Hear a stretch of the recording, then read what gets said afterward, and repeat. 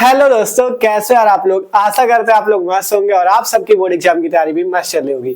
तो जैसा कि हम लोग क्लास 12 फिजिक्स का जो 10वां चैप्टर है तरंग प्रकाश की वेव ऑप्टिक्स, इस चैप्टर को देख रहे थे, तो आज हम इसमें पढ़ने वाले बहुत ही ज्यादा इंपॉर्टेंट डेरिवेशन जो कि है आपका हाइगेंस के द्वितीयक तरंगिका के सिद्धांत से परावर्तन की व्याख्या। बहुत ही इंपॉर्टेंट और ये फिजिक्स के पेपर में 5 नंबर पे पूछा जाता है एकदम आसान। ठीक है, बस आपको ध्यान से समझना है। जो ये आपको एकदम हार्ड लगता है ना, लेकिन आपको आज के इस वीडियो को देखने के बाद एकदम आसान लगने लगेगा, क्योंकि एकदम आसान तरीके से आज आपको इसको समझाने वाले। ठीक है, तो पूरा वीडियो देखना बहुत ही ज्यादा आसान है। ठीक है, और आपको बताया ना मोस्ट इंपॉर्टेंट है, क्योंकि ये पेपर में भी पूछा जाता है। ठीक है, तो इसको अच्छे से आपको तैयार भी करना है। तो चलो शुरू करते हैं। मस्त तरीके से हम लोग इस डेरिवेशन को हाइगेंस के द्वितीयक तरंगिका के सिद्धांत के आधार पे परावर्तन की व्याख्या को देखते हैं। देखो, इसके पहले वाले वीडियो पे हमने आपको हाइगेंस का द्वितीयक तरंगिका का सिद्धांत बता दिया था। क्या बताया था उसको थोड़ा सा समझ लो। हमने बताया था कि जब किसी प्रकाश स्रोत से, किसने, हमने बताया था नहीं, हाइगेंस ने बताया था। ठीक है, हाइगेंस ने जो अपने द्वितीयक तरंगिका के सिद्धांत के आधार पर बताया क्या था कि जब भी किसी प्रकाश स्रोत से तरंगें निकलती हैं, ठीक है, तो आपको पता है माध्यम के कण जो होते हैं वो क्या करने लगते हैं, कंपन करने लगते हैं, अर्थात क्या करने लगते हैं, वाइब्रेशन करने लगते हैं, कंपन करने लगते हैं। अब अगर ये जो माध्यम के कण है इनको हम स्पर्श करते हुए एक पृष्ठ खींच दे इस टाइप से, तो ये पृष्ठ जो होता है, ये पृष्ठ तरंगाग्र कहलाता है। इस तरंगाग्र पे स्थित सभी कण कंपन की समान कला में होते हैं। इसके बाद हाइगेंस ने बताया ये जितने भी कण हैं, ये कण जितने भी कण हैं, ये एक नए तरंग स्रोत का कार्य करने लगते हैं, क्योंकि जब इनमें प्रकाश किरणें पड़ी तो ये जो जितने भी कण है हाइगेंस से बताया ये नए तरंग स्रोत का कार्य करने लगते हैं, जिससे नई तरंगें आगे की ओर बढ़ने लगती। इन तरंगों को द्वितीयक तरंगिकाएं कहते हैं। यही हाइगेंस का द्वितीयक तरंगिका का सिद्धांत है। मतलब जब किसी प्रकाश स्रोत से तरंगें निकली और जो माध्यम के कण थे वो कंपन करने लगे, तो एक तरंगाग्र खींच दिया गया। अब जितने भी ये कण है ये क्या कर रहे हैं, ये एक नए तरंग स्रोत का कार्य कर रहे हैं, जिससे नई तरंगें निकल रही है। आगे भी कण मिलेंगे, इसमें चाहो तो आप फिर से वही तरंगाग्र इस टाइप से खींच सकते हो। ठीक है, तो ये हाइगेंस का सिद्धांत होता है। उसी के आधार पे आपको प्रकाश के परावर्तन की व्याख्या करनी है। ठीक है, परावर्तन भी हमने पढ़ लिया था इससे पहले। ठीक है, परावर्तन पता है ना, परावर्तन क्या होता है, उसी की आपको व्याख्या, उसी को आपको हाइगेंस के सिद्धांत से प्रूव करके दिखाना है। तो चलो शुरू करते हैं। देखो, आपको हाइगेंस के सिद्धांत से परावर्तन की व्याख्या करनी है। उसके लिए देखो, आपको इतना तो पता है कि प्रकाश के परावर्तन पे एक परावर्तक तल होता है, जिसपे कोई प्रकाश किरण आती है तो परावर्तित होकर उसी माध्यम में वापस लौट जाती है। इस घटना को प्रकाश का परावर्तन कहते हैं। बीच में हम इस टाइप से अभिलंब खींच लेते हैं। यहाँ पे आपतित किरण और अभिलंब के बीच में कोण होता है आपतन कोण आई, और अब ये जो परावर्तित किरण और अभिलंब में इसके बीच में कोण होता है परावर्तन कोण आर। ठीक है, और दो नियम भी थे। आपतन कोण आई बराबर होता है परावर्तन कोण आर के, और एक नियम क्या था कि आपतित किरण, परावर्तित किरण तथा अभिलंब तीनों एक ही तल पे होते हैं। ये तो सबको पता होगा। उसी चीज को यहाँ पे आपको समझा के दिखाना हाइगेंस के सिद्धांत से। तो चलो चलते हैं हम लोग इसको मस्त तरीके से समझते हैं। तो देखो, हाइगेंस के सिद्धांत से समझने के लिए हमने एक परावर्तक तल लिया है जेड जेड डैश। ये जो जेड जेड डैश आपको दिख रहा है एक परावर्तक तल है। इस पे देखना है हाइगेंस के सिद्धांत से परावर्तन।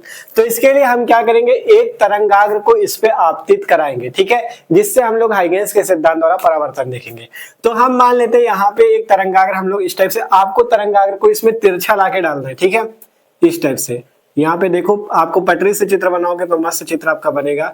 ये हमारे पास मान लेते एक तरंगाग्र है ए बी। ठीक है, इस तरंगाग्र को हम नाम देंगे, वो पटरी से बनाना। ठीक है, तो आपका सही चित्र बनेगा। ये हमारे पास एक तरंगाग्र क्या है, ए बी। ठीक है, ये एक तरंगाग्र हम लोग ए बी यहाँ पे लाए। ठीक है, ये ए बी तरंगाग्र है जो कि आगे इस परावर्तक पृष्ठ जेड जेड डैश पे जो है वो कैसा आया है, तिरछा आके आपतित हुआ है। ठीक है, कैसा आपतित हुआ है, तिरछा आया हुआ है। ठीक है, कोई दिक्कत नहीं, देख सकते हो एक तरंगाग्र ए बी जो है इस जेड जेड डैश पे कैसा आया, तिरछा आपतित हुआ है। ठीक है, कोई दिक्कत नहीं।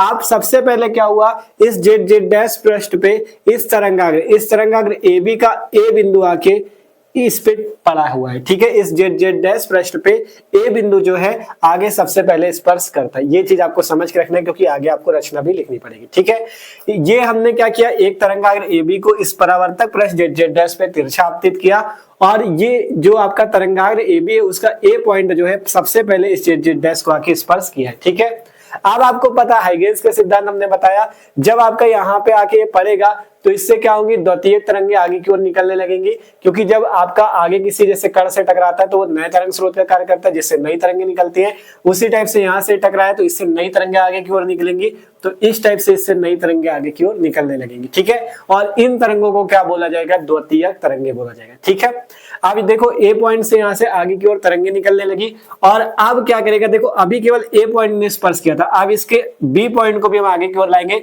और इस जेड जेड डैश पे स्पर्श कराएंगे। ठीक है, यहाँ से इस टाइप से हम इसको आगे की ओर लाएंगे और ये यहाँ पे इस टाइप से स्पर्श कर लेगा। ठीक है, कोई दिक्कत नहीं है, देख सकते हो।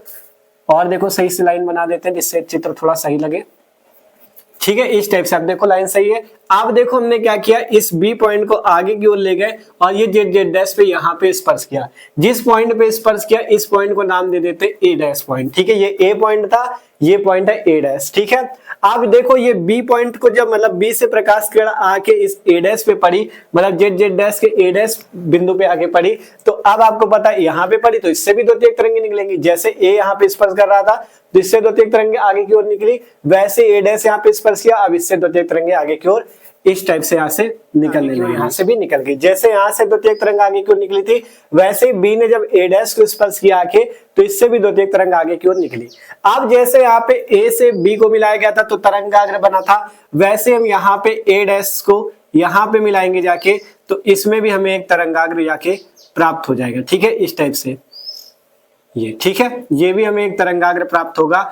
और देखो ये पॉइंट कौन सा था, ये पॉइंट था बी डैश। ठीक है, इस पॉइंट को हम क्या मान लेंगे, बी डैश पॉइंट। ये था नहीं, इसे माना गया बी डैश पॉइंट। ठीक है, ये हमने कौन सा पॉइंट मान लिया, बी डैश। तो यहाँ पे बी डैश और ए डैश क्या हो गए, एक प्रकार के तरंगाग्र। जैसे यहाँ पे ए बी तरंगाग्र था, वैसे ही ए डैश बी डैश क्या हो गया, ये भी एक तरंगाग्र बन गया। ठीक है, ध्यान से देख लो, इसमें कुछ भी नहीं है चित्र पे। सबसे पहले ए बी तरंगाग्र को हमने जेड जेड डैश पे लाया, जिसका ए पॉइंट सबसे पहले जेड जेड डैश को स्पर्श किया।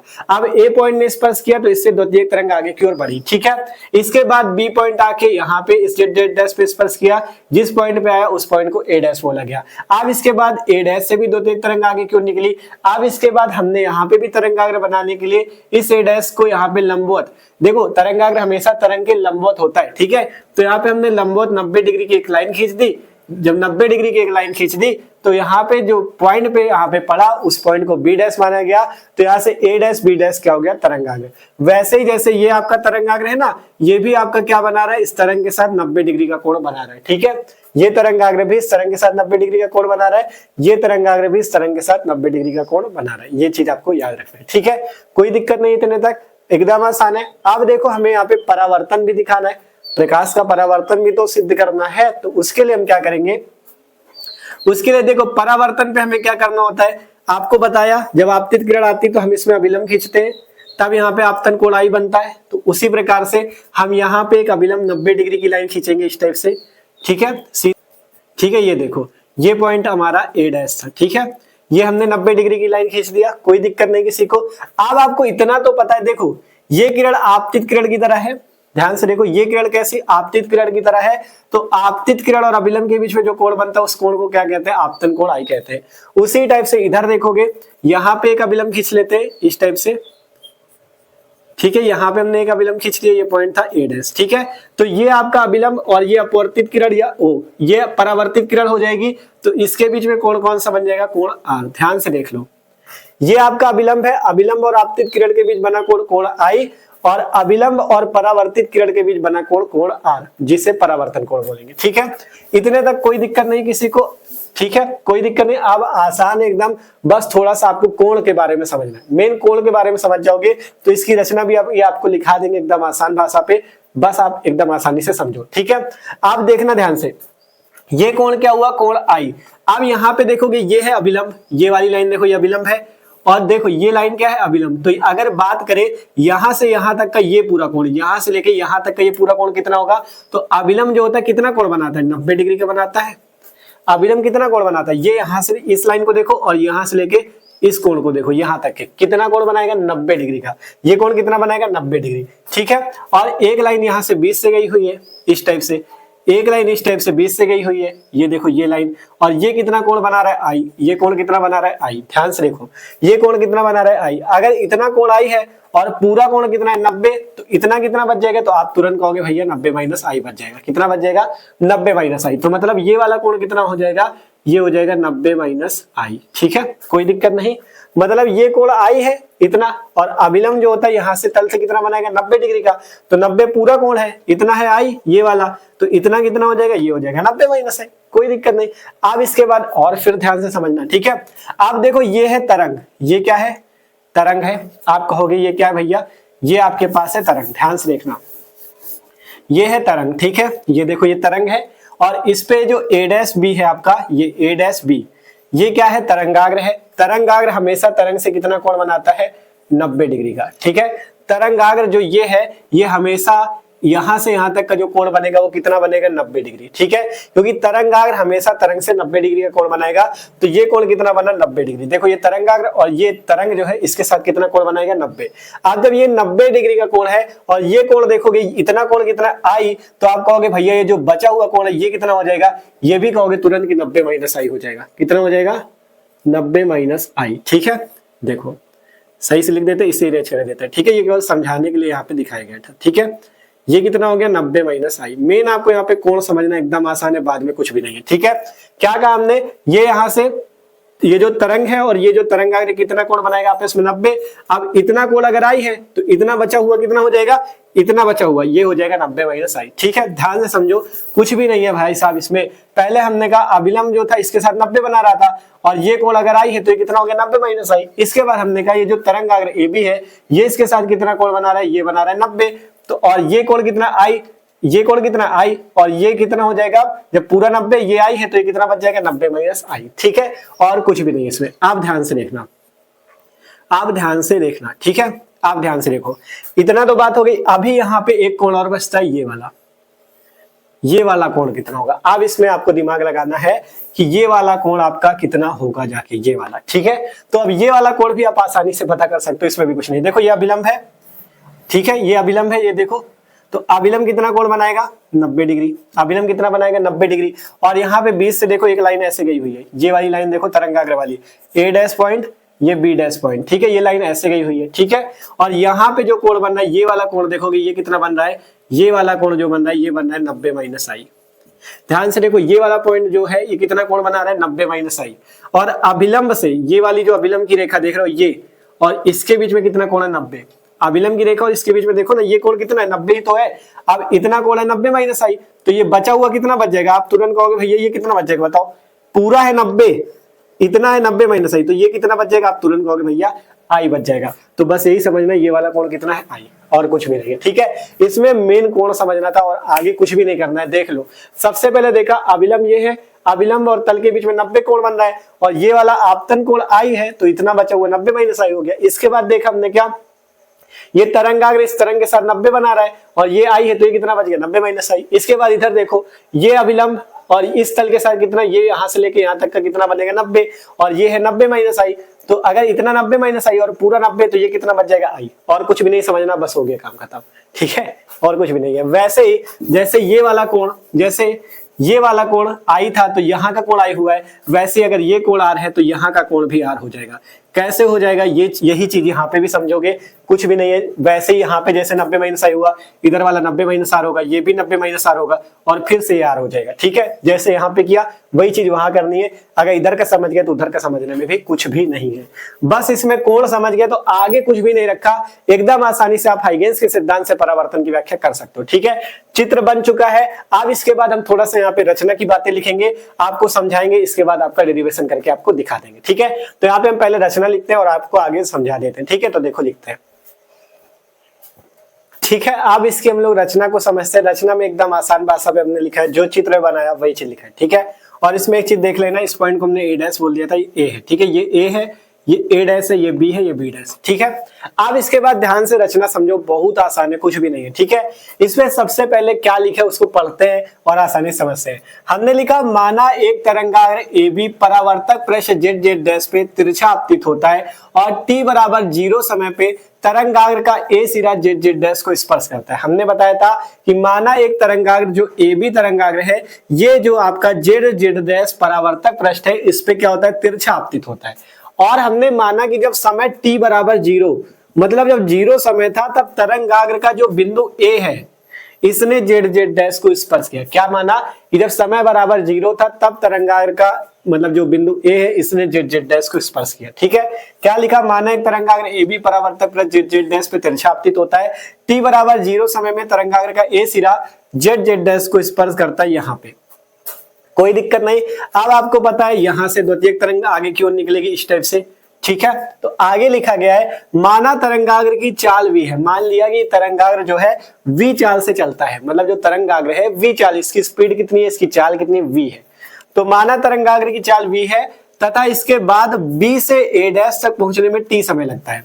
इसके बाद क्या मान लिया, माना तरंगाग्र की चाल v है, ये जो तरंगाग्र ए बी था इसकी चाल कितनी v, तो इसके बाद माना कि b से a डैश तक पहुंचने में समय कितना लगा, t लगा। ठीक है, b से a डैश तक पहुंचने में कितना समय लगा, t लगा। तो यहां से लिखा गया कि माना तरंगाग्र की चाल v है तथा इसके बाद b से a डैश तक पहुंचने में t समय लगता है। सबसे पहले बिंदु a पृष्ठ पर टकराता है, जिससे द्वितीयक तरंगिका आगे की ओर निकलने लगती है। हमने बताया सबसे पहले ये आपका बिंदु a पृष्ठ पर टकराता है, जिससे द्वितीयक तरंगिका आगे की ओर निकलने लगती है। तो वही चीज लिखा है।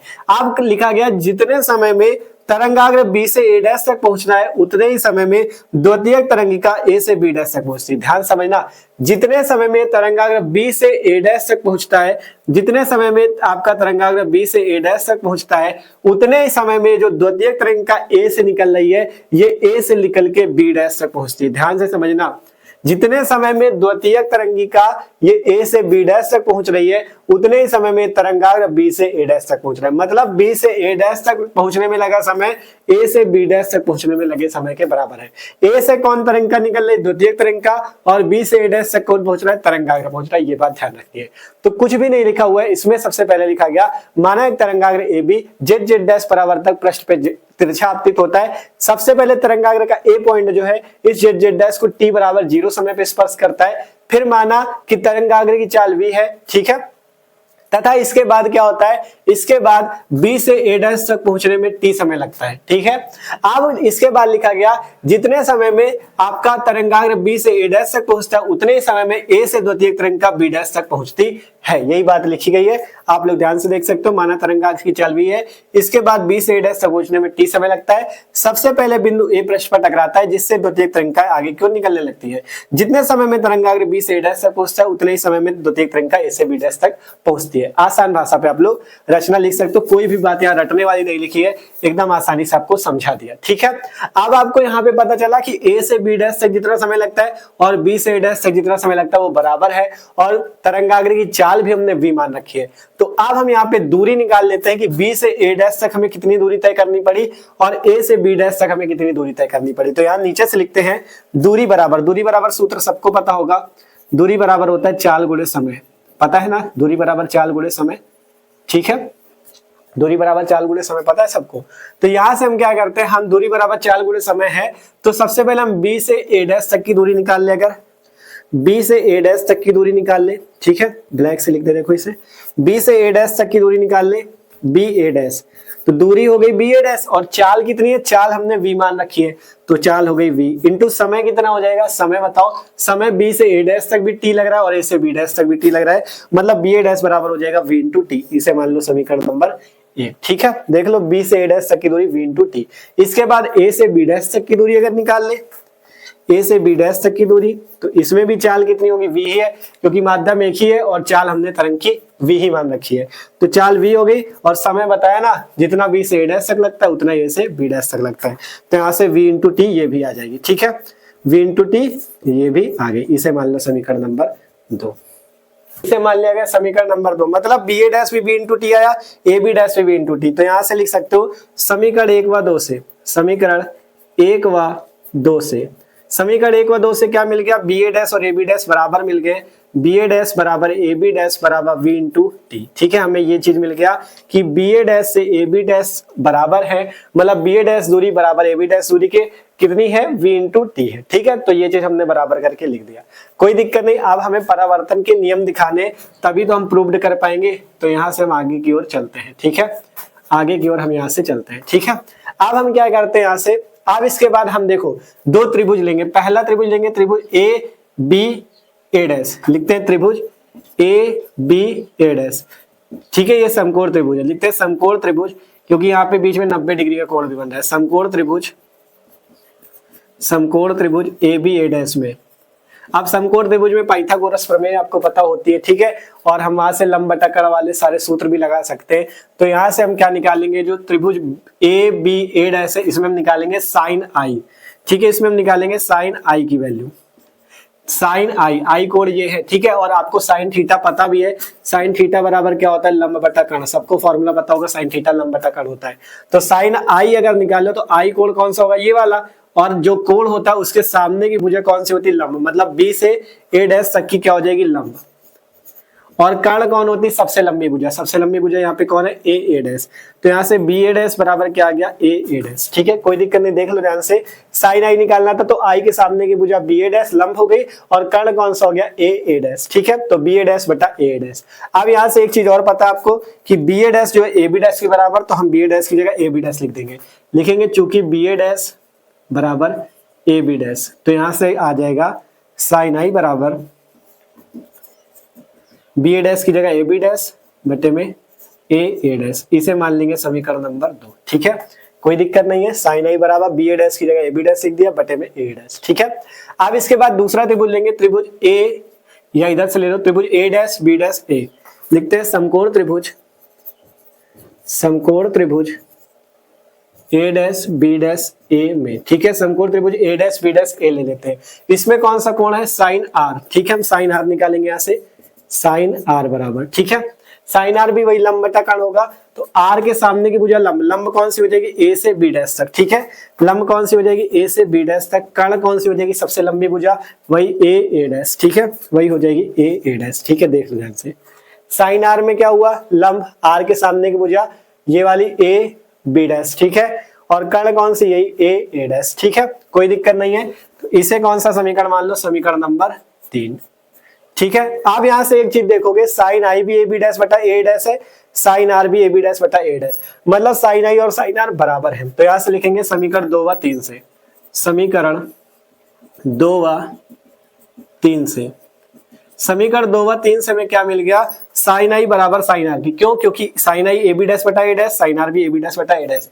तो समीकरण 2 व 3 से हमें क्या मिल गया, साइन आई बराबर साइन आर। ठीक है, अब साइन आई बराबर साइन आर के मिल गया। अगर साइन साइन दोनों के तरफ के कैंसिल हो जाए तो यहां से कितना बच जाएगा, आई बराबर बच जाएगा आर। ठीक है, आई बराबर क्या बच गया, आर, जहां आई क्या है, आपतन कोण है, आई क्या है, आपतन कोण है, और आर क्या है, परावर्तन कोण है। ठीक है, तो यहां से देख सकते हो परावर्तन का जो दूसरा नियम होता है कि आपतन कोण और परावर्तन कोण आपस में बराबर होते हैं, तो लिख सकते हो यही परावर्तन का दूसरा नियम है। दोनों नियम सिद्ध करने तभी तो हाइगेंस के सिद्धांत से परावर्तन की व्याख्या होगी, यही परावर्तन का दूसरा नियम है। ठीक है, तो दूसरा नियम हमने सिद्ध कर दिया, दोनों नियम सिद्ध करने हैं, अभी पहला नहीं सिद्ध हुआ। ठीक है, देख सकते हो साइन आई बराबर साइन आर, क्या है, साइन साइन हट गया, तो आई बराबर आर, आई हो गया आपतन कोण, आर हो गया परावर्तन कोण, यही परावर्तन का दूसरा नियम है। ठीक है, अब पहला नियम भी सिद्ध करना है, तो यहां से ध्यान से देखना।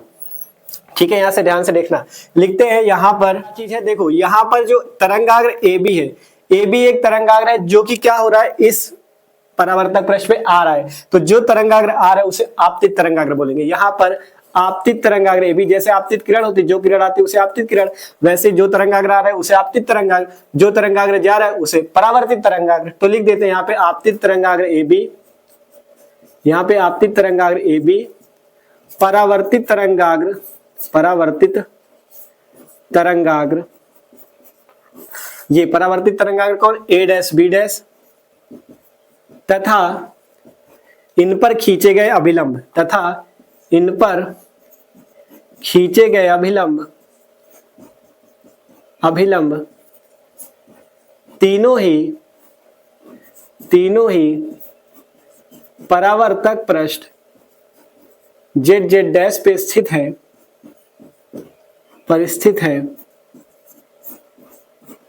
है, अतः इस प्रकार परावर्तन के प्रथम नियम की भी व्याख्या हो जाती है। परावर्तन के प्रथम नियम की व्याख्या होती है, प्रथम नियम की व्याख्या होती है। ठीक है, हमने प्रथम नियम भी सिद्ध कर दिया। प्रथम नियम क्या था बताओ?